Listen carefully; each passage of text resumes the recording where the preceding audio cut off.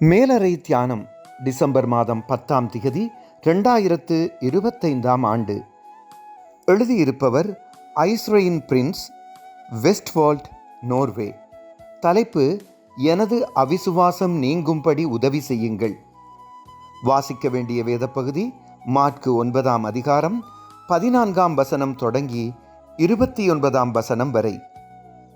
இன்றைய நாளுக்குரிய தியான வசனம் மாற்கு 9ஆம் அதிகாரம் 24ஆம் வசனம். விசுவாசிக்கிறேன் ஆண்டவரே, என் அவிசுவாசம் நீங்கும்படி உதவி செய்யும் என்று கண்ணீரோடே சத்தமிட்டு சொன்னான். எமது மகளின் வியாதி சற்று கடுமையாக இருப்பதால் அவளை உடனடியாக வைத்தியசாலையில் சேர்க்கும்படி எமது குடும்ப வைத்தியர் சொன்னார். எனக்கு பயமாக இருந்தது. குழந்தையை இழந்து விடுவோமோ என்ற எண்ணம் பயமுறுத்தியது. ஜெபிக்க முயற்சித்தேன். பயமும் நம்பிக்கையின்மையும் ஜெபிக்க முடியாமல் செய்தது.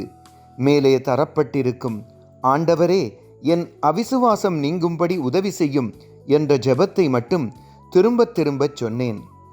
பின்னர் வேதத்தை எடுத்து அந்த கதையை பொறுமையுடன் ஆறுதலாக வாசித்தேன்.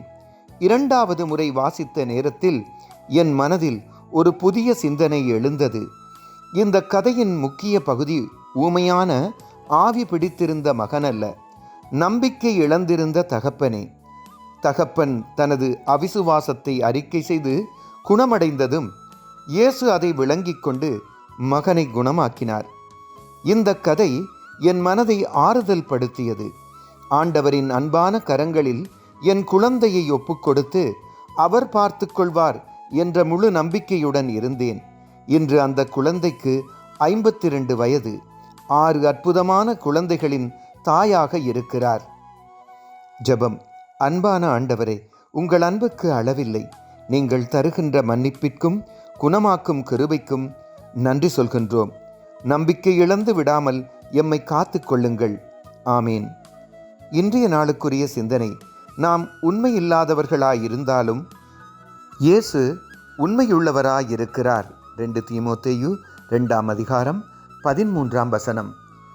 கர்த்தருடைய வழிநடத்தலும் அன்பும் இரக்கமும் இந்த நாளில் உங்கள் அனைவரோடும் கூட இருப்பதாக.